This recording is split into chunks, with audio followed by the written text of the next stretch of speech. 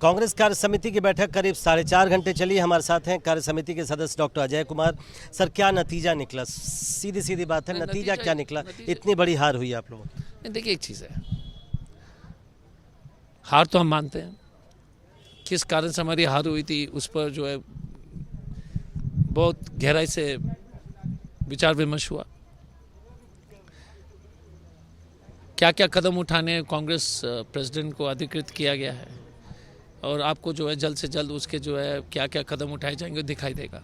एक चिंतन शिविर बहुत जल्दी जो है बुलाई जाएगी और उस पर कांग्रेस के जितने भी देश में 200-300 वरिष्ठ नेता उनको बुला करके फिर एक रोड मैप तय किया जाएगा।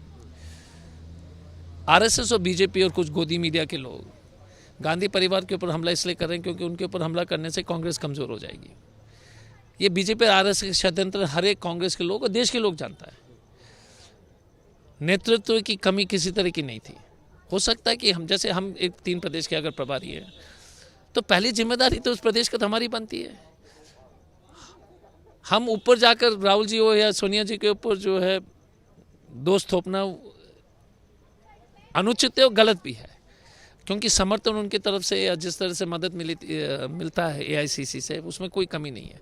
पर जरूर हम लोग को थोड़ा सा अपने जो है जिस तरीके से हम चुनाव लड़ रहे हैं, राहुल जी ने कहा कि हमको जो है और 21वीं सदी वाली तरीके से चुनाव लड़ना पड़ेगा, हमको तरीका अपने सुधारने पड़ेंगे। ये सच्चाई है, बहुत सारी चीज़ें हमको सुधारनी पड़ेगी, लेकिन वो मुश्किल नहीं है, वे कर सकते हैं और करेंगे। नहीं, लेकिन एक बात बार बार कही जा रही है कि चूंकि पिछले चुनाव भी देखें, लोकसभा चुनाव से भी लगातार असम, केरल नहीं जीत पाए, बंगाल में 0 आ गए आप, अभी 5 राज्यों में हुए, तो लीडरशिप चेंज की भी बात उठती है, आपके अंदर से उठती है, पार्टी के अंदर से उठती है। शशि थरूर जी ने ट्वीट किया था, कई लोग ट्वीट करते रहते हैं कि लीडरशिप चेंज, उस पर क्या राय थी कार्य समिति की बैठक? नहीं, कार्य समिति सबके सहमति थी कि ये आरएसएस और बीजेपी का षड्यंत्र। शशि थरूर ने भी नहीं कहा था, गुलाम नबी आज़ाद साहब थे मीटिंग में, उन्होंने कहा कि हम समर्पित हैं कांग्रेस नेतृत्व के पक्ष में।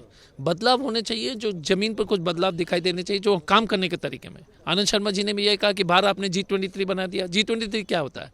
Life time Congress. मनीष तिवारी क्या है? लाइफ टाइम कांग्रेस के आदमी है, नेशनल यूथ कांग्रेस प्रेसिडेंट। वो कांग्रेस के हित में बात कर रहे हैं और उन्होंने कभी नेतृत्व को चुनौती नहीं दिया। को संगठन में जो मजबूत करने के जो कदम उठाने चाहिए तो उस पर चर्चा हुई। सोनिया गांधी शुड कंटिन्यू, सोनिया गांधी को आगे जारी रखना चाहिए। ये सवाल बार बार इसलिए उठ रहा है कि इतनी हार के बाद भी कहीं तो अकाउंटेबिलिटी फिक्स होगी। नहीं, एक चीज़ है, मैं आपको स्पष्ट रूप से कहता हूँ, ये बीजेपी और आरएसएस का एक षड्यंत्र है, ठीक है।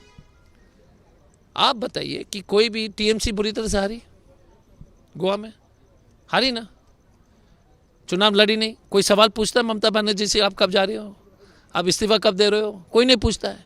ये आरएसएस का षड्यंत्र है।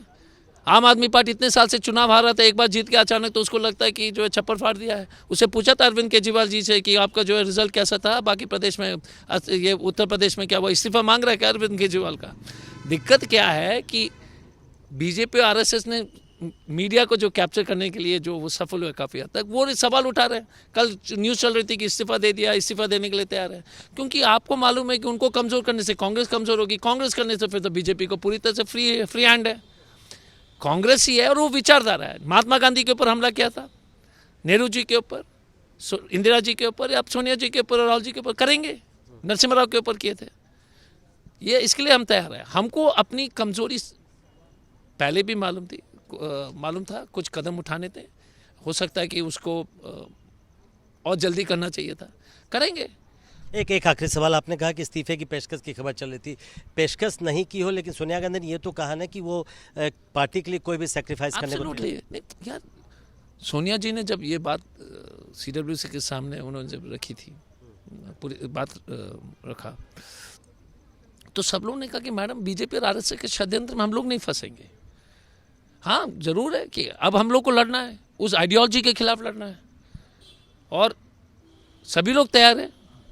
मैडम ने जिस तरह से बात रखा, तो मुझे नहीं लगता कि उस तरीके से हम लोग को, देखिए, बीजेपी और आरएसएस के ट्रैप में नहीं फंसना। कुछ राहुल गांधी फिर से प्रेसिडेंट हो सकते हैं? नहीं, चुनाव का तो अनाउंस हुआ, तो इंतजार कीजिए। बहुत बहुत शुक्रिया। तो करीब 4.5 घंटे तक बात चली और जैसा अजय कुमार बता रहे थे कि मीटिंग में सोनिया गांधी ने कहा कि कोई भी सैक्रिफाइस वो पार्टी के हित में करने को तैयार है, लेकिन सभी सदस्यों की राय थी कि सोनिया गांधी को पद पर बने रहना चाहिए और जो फिक्स शेड्यूल है प्रेसिडेंट का, कांग्रेस प्रेसिडेंट के इलेक्शन का, उसी हिसाब से आगे जो भी पार्टी तय करेगी वो होना चाहिए। कैमरामैन मनीष उनियाल के साथ प्रशांत, एबीपी न्यूज़, दिल्ली।